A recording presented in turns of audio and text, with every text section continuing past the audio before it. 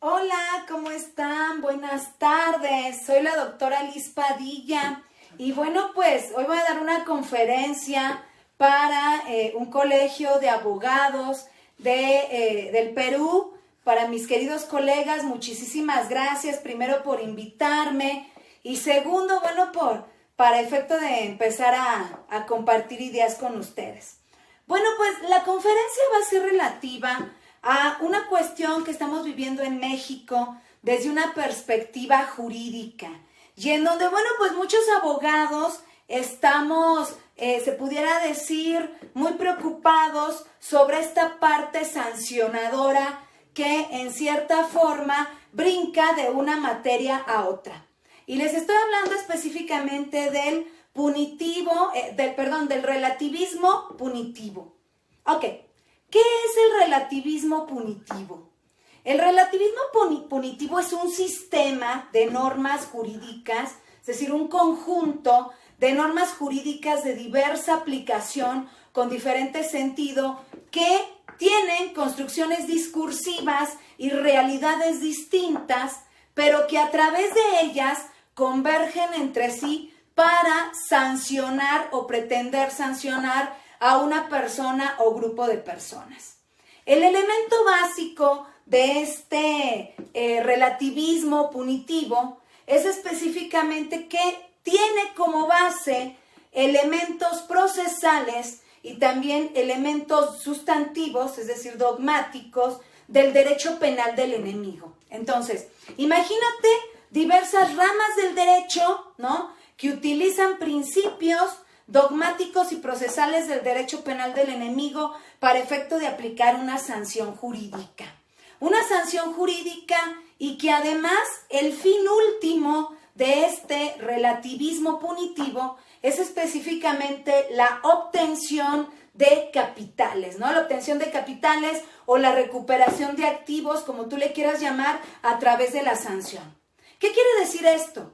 Que a través de una conducta puedes sancionar, ¿no?, de diversas materias a una persona. Y lo peor de todo es que el principio non bis in idem, pues obviamente no se violenta. No se violenta porque basta con que exista una jurisprudencia de la Suprema Corte, como las que tenemos aquí en México, para efecto de determinar que el principio non bis in idem no se violenta por una razón. Y te voy a decir cuáles son los argumentos de la Suprema Corte de Justicia de la Nación en México para determinar que el principio non bis in idem no se violenta. Bueno, primero, que aunque sea la misma persona y aunque sean los mismos hechos, el derecho es diferente. El derecho es diferente y por eso no se actualiza la base sancionatoria violentando al principio non bis in idem. Tengo aquí atrás de mí un pizarrón porque considero que es importante indicarte cuáles son los elementos y en qué consiste este relativismo punitivo. Recuerda, punto número 1, son materias diferentes. Punto número 2, es la potestad punitiva del Estado. Esta potestad punitiva del Estado, ¿en qué consiste? En una sanción. Las sanciones van a ser de diferente naturaleza, de acuerdo específicamente a cómo esa materia lo lleve a cabo. Te voy a dar un ejemplo y este relativismo punitivo te va a quedar clarísimo. Fíjate cómo está. Fíjate cómo está, ¿ok? Mira, vamos a hablar, por ejemplo, aquí como punto básico, vamos a hablar del combate a la corrupción, ¿no? Porque en México hay mucho este discurso, existe mucho este discurso para efecto de crear norma jurídica para combatir la corrupción. Bueno, pues la corrupción en México se puede combatir desde diversas normas jurídicas que ayudándose una con la otra, es decir, convergiendo una con la otra, ¿verdad?, pueden llegar a la aplicación desde un elemento perlocucionario de los principios de derecho penal del enemigo. Ok, te lo voy a explicar más gráficamente. Entonces, mira, el combate a la corrupción en México se puede sancionar o se puede investigar o procesar desde el ámbito administrativo disciplinario, ¿no? administrativo disciplinario, que en México tenemos la norma jurídica que prevé este derecho administrativo disciplinario, es la Ley General de Responsabilidades Administrativas. Pero también en México se puede combatir esta corrupción desde el derecho penal. Derecho penal. En el derecho penal se conocen como delitos cometidos por hechos de corrupción. Delitos cometidos por hechos de corrupción. ¿Ok?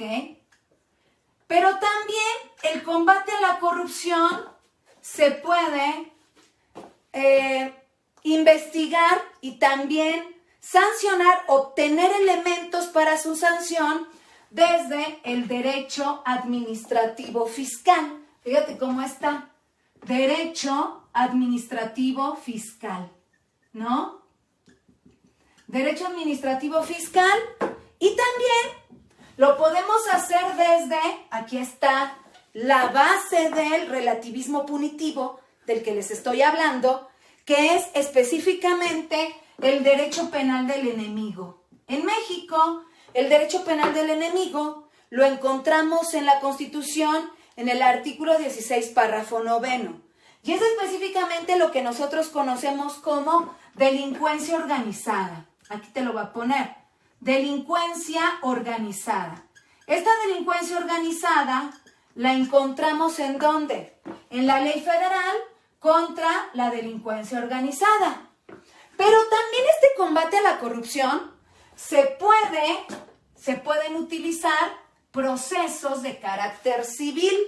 Un procedimiento de carácter civil, específicamente en México, lo conocemos como extinción de dominio. Fíjate nada más, ¿no? Que es un procedimiento civil que está en nuestra Constitución.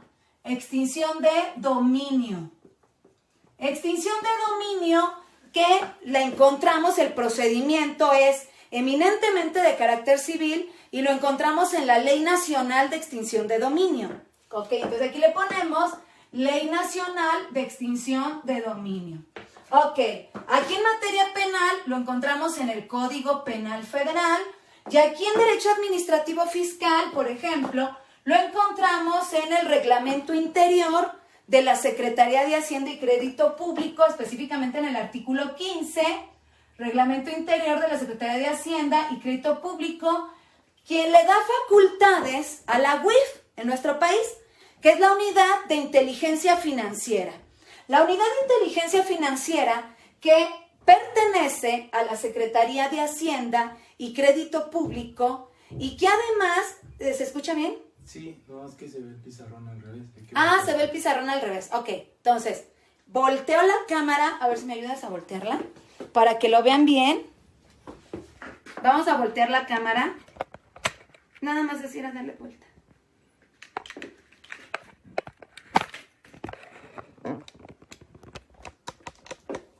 Ok, ahí, a ver que esté bien, ¿sí se ve? Vamos a darle un poquito. Ajá. Vamos a... Ajá, ok, ya se ve mejor, ¿no? Ya se ve mejor el pizarrón, ¿no? Ok, ahí lo estamos viendo mejor. Lo voy a acercar un poquito. Lo subo un poquito para que todo el mundo lo vea. Todo lo que estamos diciendo. Ahí, yo creo que ahí ya lo vemos, ¿no? Ahí ya lo estamos viendo. Ok. Bien. Lo voy a subir un poquito más porque ya ahí se ve bien. Ok. Bien.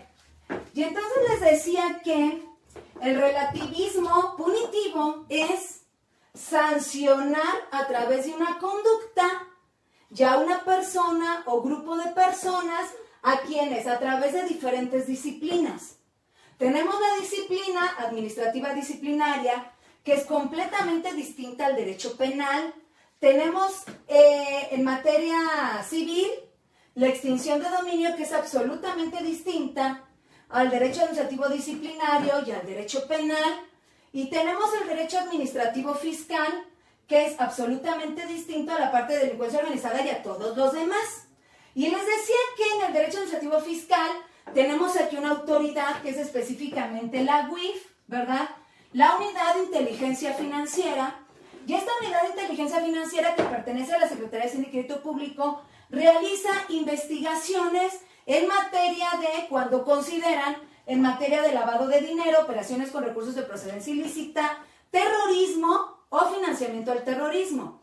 Pero esta realiza un procedimiento administrativo en términos específicamente de las disposiciones de la Ley de Instituciones de Crédito, las disposiciones generales, específicamente en el artículo 115 de la Ley de Instituciones de Crédito. Es un procedimiento administrativo que tiene como resultado bloqueo de cuentas, ¿no?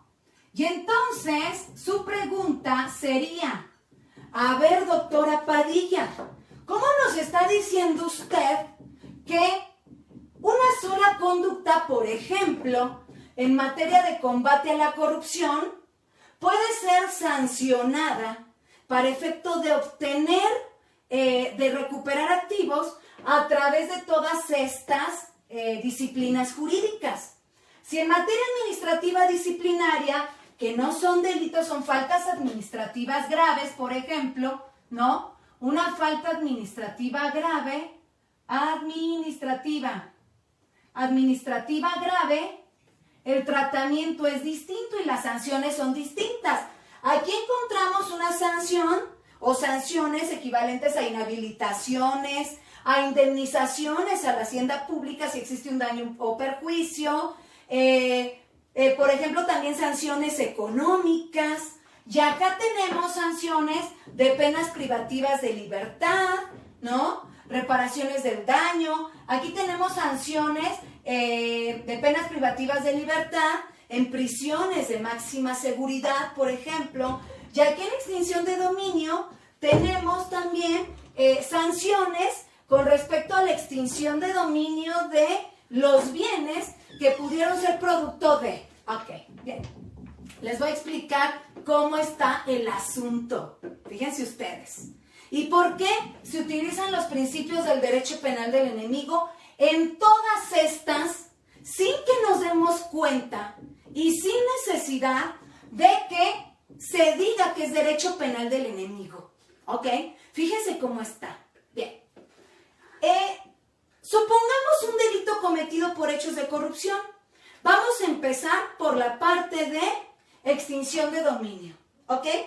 La Ley Nacional de Extinción de Dominio es una de las más fuertes y que contiene, para efecto de la conformación de los hechos ilícitos, que son pruebas preconstituidas, una investigación en materia penal.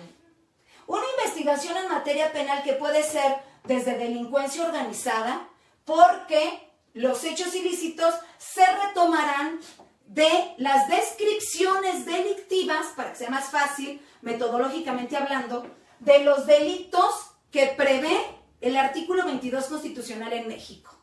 Los delitos que prevé la Constitución en México en extinción de dominio son algunos de estos: delitos cometidos por hechos de corrupción, trata de personas, delincuencia organizada, secuestro, delitos en contra de la salud, es decir, narcotráfico.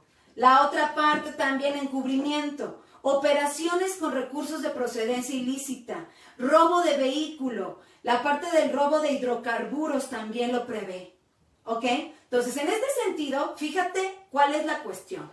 La Ley Nacional de Extinción de Dominio en su artículo 16 prevé que puede iniciarse una demanda de extinción de dominio, la va a iniciar el fiscal por los delitos que ya te indiqué, con respecto a la información, que le otorgue tanto las autoridades en materia administrativa disciplinaria como las autoridades que utilizan técnicas especiales de investigación en materia de delincuencia organizada. Por ejemplo, ¿quiénes pueden intervenir cuentas bancarias, financieras, seguimiento de personas, intervenir comunicaciones? Lo puede hacer la Guardia Nacional en México. La Guardia Nacional. Te voy a hacer una pregunta. ¿Necesita ser un delito de delincuencia organizada? No, porque la Guardia Nacional puede intervenir comunicaciones para la prevención del delito. Y no solamente para la prevención de delitos, sino también para la prevención de faltas administrativas. En ese sentido, la ley de la Guardia Nacional, en el artículo 9, prevé la georreferencia en tiempo real, la intervención de comunicaciones, la utilización de usuarios simulados, la intervención de cuentas bancarias, financieras, y como el artículo 16, fracción segunda, de la Ley Nacional de Extinción de Dominio prevé que puede utilizar la información que le pudiera otorgar la Guardia Nacional al fiscal que está investigando, por ejemplo, un delito cometido por hechos de corrupción. Entonces, bajo esa perspectiva, fíjate cómo se triangula. Desde un procedimiento civil, utilizando principios de derecho penal del enemigo, como son intervenciones de comunicaciones, agentes infiltrados, usuarios simulados y georreferencias en tiempo real, aquí se inicia un procedimiento y además se crea un hecho ilícito que ni siquiera ha sido demostrado en materia penal. Ni siquiera ha sido demostrado en materia penal. Porque para que un delito, una descripción de un hecho delictivo en materia penal yo lo pueda demostrar, se requiere absolutamente de todo un procedimiento penal, un proceso penal. En México, vámonos rápido, desde la parte de la investigación, la audiencia inicial, la audiencia intermedia, juicio oral y después la sentencia. Ya después la individualización de sanciones, ¿no? Entonces, la extinción de dominio va a entrar aquí en la investigación. Y este dato de prueba que es utilizado por el fiscal, la extinción de dominio la convierte en una prueba preconstituida. Cuando, utilizando únicamente un principio de derecho penal del enemigo, escúchame bien, que es la reversión de la carga de la prueba, le da oportunidad al sujeto de defenderse. ¿Por qué te digo que aquí en extinción de dominio la única forma de defenderse es la reversión de la carga de la prueba?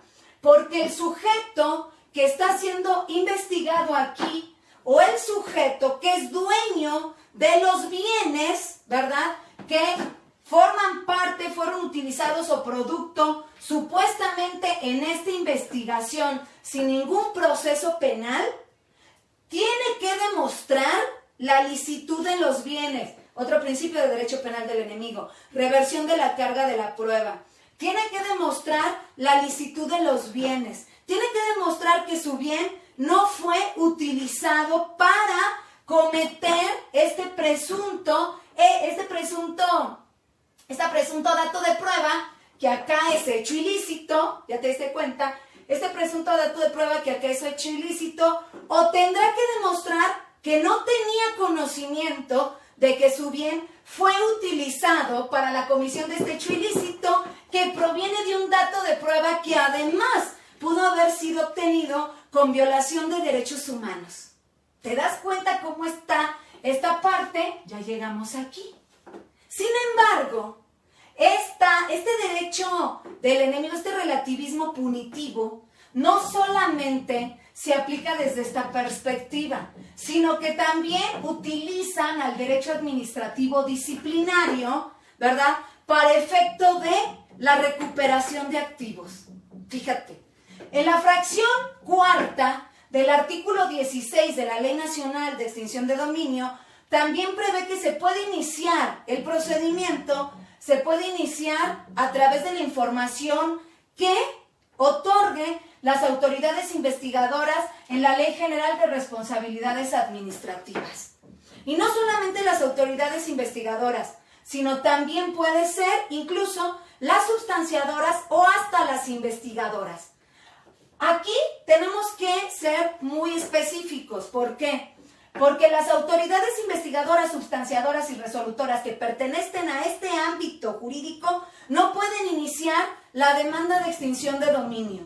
Quien tiene que iniciar la demanda de extinción de dominio es el fiscal en materia penal. En el caso del combate a la corrupción, el fiscal nacional anticorrupción. Fiscal nacional anticorrupción. ¿Ya te diste cuenta?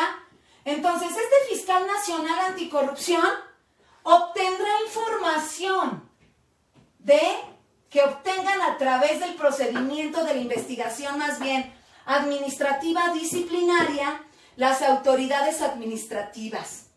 La Ley General de Responsabilidades Administrativas prevé que en la investigación también se le llaman dato de prueba.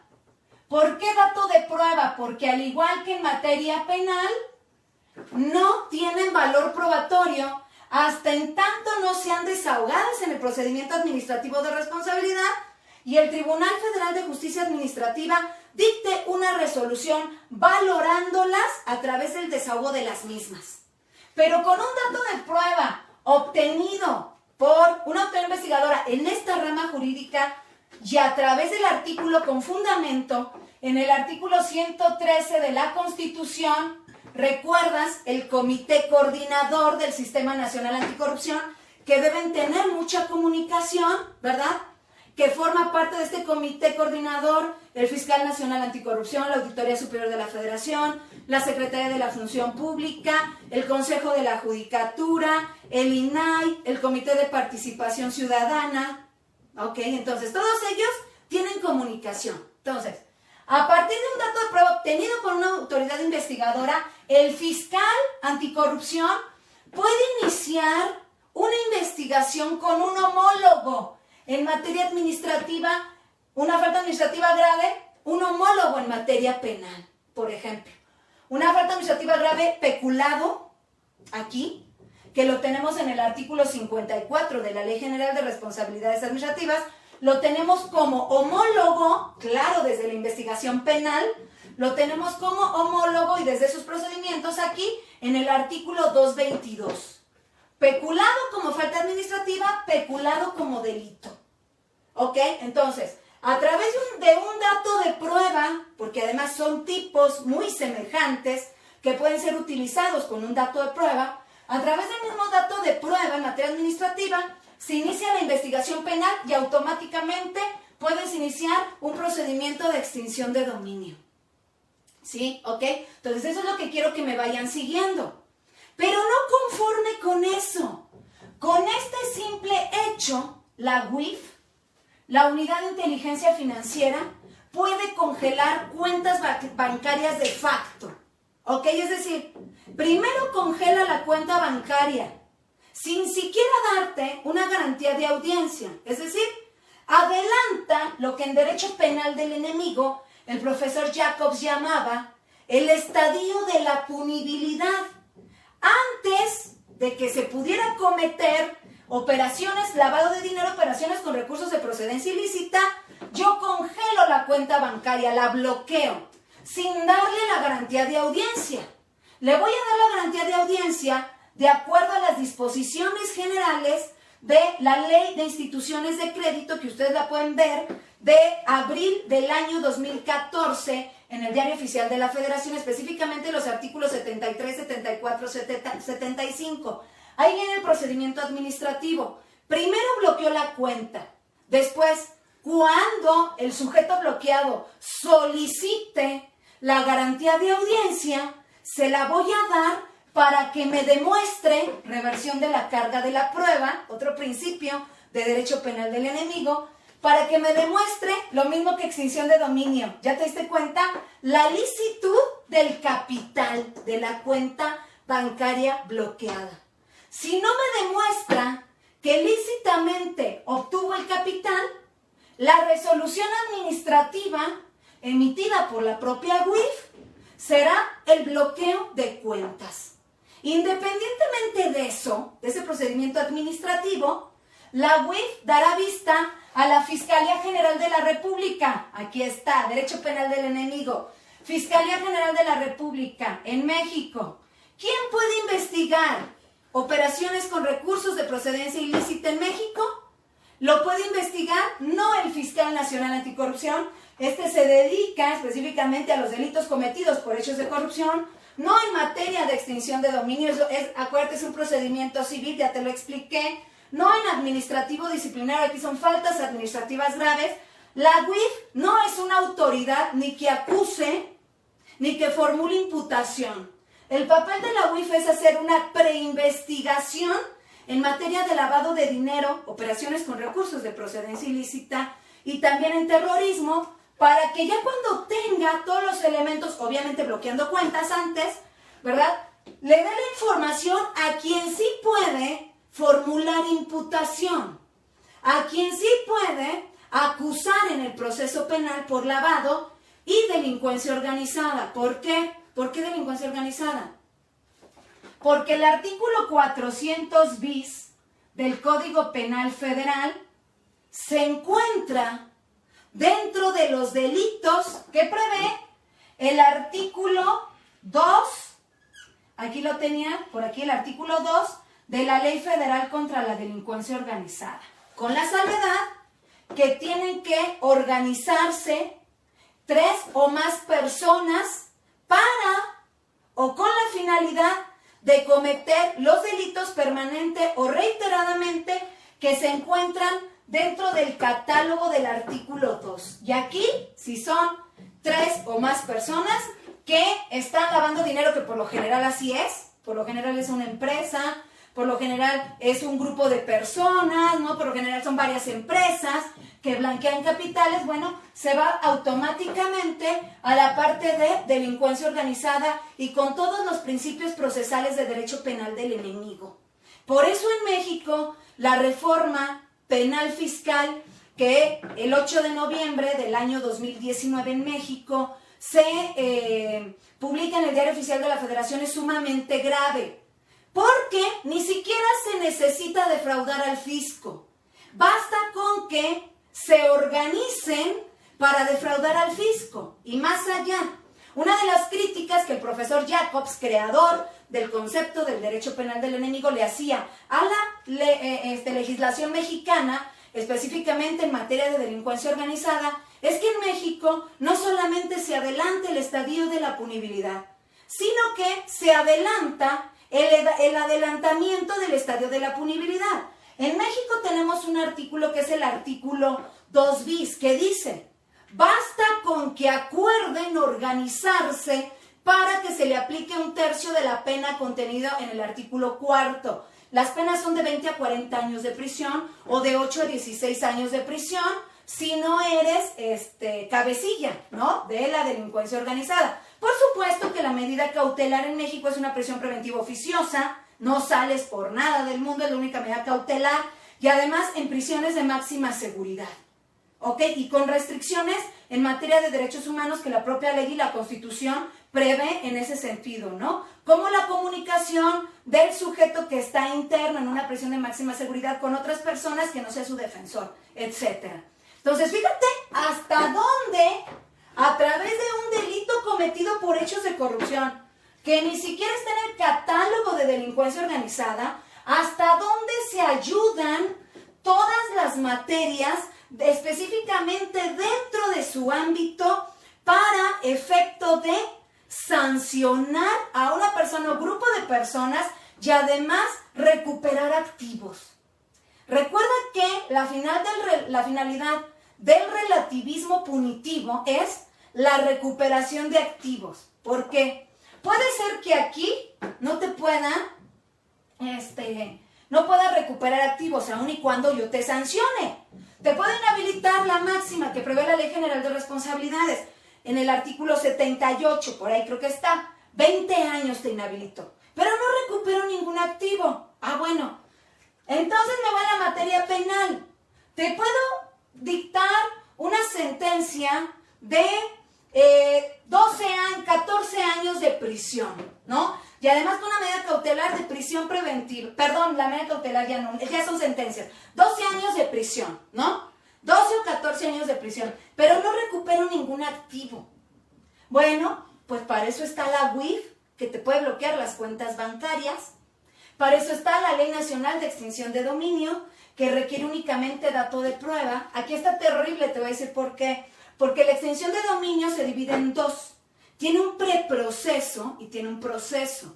El preproceso se refiere a que el fiscal, dentro de su ámbito penal, le manda llamar al dueño del inmueble, aunque no sea el investigado, no se te olvide, le manda a llamar al dueño del inmueble para efecto de que demuestre la licitud de los bienes. Eso ya te lo dije. Pero te lo estoy recordando por una razón. Porque, fíjate, no quiero borrar. No quiero borrar porque es importante. Ahorita voy a terminar con algo.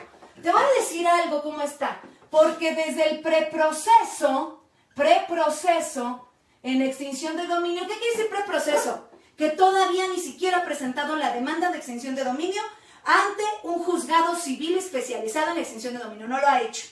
Pero desde este preproceso, donde ya tiene una prueba preconstituida, y si no que es la no demostración de la obtención lícita del inmueble, lo que puede hacer el fiscal es solicitar medidas cautelares. Antes. ¿Por qué crees que hacen este preproceso? Para que la persona que está haciendo o que va a demandar, se le va a demandar la extinción de dominio, ya haya tenido su oportunidad de defenderse. Entonces, ya no importa si inicias o no el procedimiento. Fíjate, el preproceso, lo que puedes hacer en este preproceso, el fiscal puede aplicar una medida cautelar. ¿Cuál es esa medida cautelar? Y tú lo puedes ver en el 174 de la Ley Nacional de Extinción de Dominio. Puedes asegurar los bienes, como fiscal solicitarlo, antes de que exista una resolución en materia de extinción de dominio. Pero no solamente eso. Si checan el 22 constitucional en México, te habla de la administración de los bienes. La administración de los bienes en extinción de dominio se refiere a dos cosas. Mira, la primera, venta anticipada. Es decir, antes de que exista incluso un procedimiento, con el puro preproceso, pueden vender tu bien. Así de simple. No necesariamente fungible, ¿eh? O sea, no, espérate, no me confundas. Tú chécate el 228 de la Ley Nacional de Extinción de Dominio y ahí te va a decir que si no puede el Estado mexicano mantener la conservación del bien, pues lo va a vender. Y estamos en temas de austeridad muy fuertes aquí en México, ¿ok? Entonces, la venta anticipada. Y segundo, la disposición anticipada. ¿Qué quiere decir esto de disposición anticipada, mis queridos amigos? Que cualquier nivel de gobierno, sea la federación, aquí en México, los estados o los municipios, pueden disponer anticipadamente de los bienes, sin que haya una sentencia de extinción de dominio. Claro, ¿cuál es el discurso? Por el bien común, por el bien social. Y si ustedes checan el artículo 230 de la Ley Nacional de Extinción de Dominio, tiene que ser autorizado por un consejo del gobierno federal en materia de extinción de dominio. ¿Ya te das cuenta cómo está el asunto? Pero algo más grave, ¿sabes cuánto tiempo tiene el fiscal para de aquí de este preproceso demandar en extinción de dominio el dueño de los bienes? 10 años. 10 años. 10 años si le inició, caduca en 10 años la acción. Pero si no ha iniciado la demanda y si los bienes fueron resultado de estos hechos ilícitos, que en realidad son delitos de acá, en materia, no son delitos, perdón, son descripciones de hechos probablemente constitutivos de delito en una investigación, puede demandarte indefinidamente, porque la acción de extinción de dominio, cuando los bienes son resultado de, es imprescriptible. Pero cuando tu bien fue utilizado, son 20 años. ¿Ya te diste cuenta? Repito, cuando el bien es producto o creen que es producto del hecho ilícito, porque son puras creencias, por eso el relativismo punitivo, son meras creencias, será imprescriptible la acción, para que realice la acción. Y cuando el bien inmueble haya sido utilizado para, serán 20 años. Quiere decir que del preproceso al proceso puede ser el tiempo que se les dé la gana a las autoridades, si es que el inmueble fue resultado de un hecho ilícito que ni siquiera ha sido comprobado acá, a través del debido proceso. ¿Ya te diste cuenta? Como con dato de prueba. O puede durar 20 años. Mientras dura 20 años o tiempo indefinido, ya te aplicaron la medida cautelar, ya vendieron tu bien o ya lo dispusieron anticipadamente. Y acá, la Ley General de Responsabilidades Administrativas puede obtener dato de prueba desde este derecho penal. Fíjate nada más, esto no pinta, voy a cambiarlo. Desde este derecho penal, ¿ya te diste cuenta? Puede utilizar dato de prueba, el fiscal le puede mandar dato de prueba. Lo puede utilizar desde esta investigación que realiza la UIF para bloquear cuentas. Puede utilizar información a través de intervención de comunicaciones que no van a ser ellos, desde la ley de la Guardia Nacional. Cheque el noveno donde dice que la prevención de faltas administrativas. Y las facultades son intervención de comunicaciones, agentes infiltrados, usuarios simulados, georreferencias en tiempo real, se van para acá.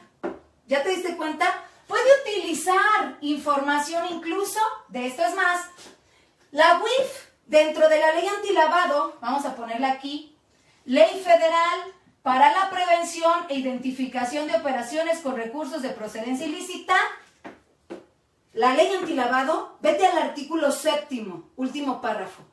Esta ley le da facultades a la UIF para que utilice las técnicas especiales de investigación, y otra vez repito, intervención de comunicaciones, cuentas bancarias, financieras, agentes simulados, infiltración de agentes, que únicamente las encontramos en el 11 bis 1, en la Ley Federal contra la Delincuencia Organizada. Y lo dice clarísimo. ¿Ya te diste cuenta? Entonces, mira, ¿qué autoridades pueden intervenir comunicaciones?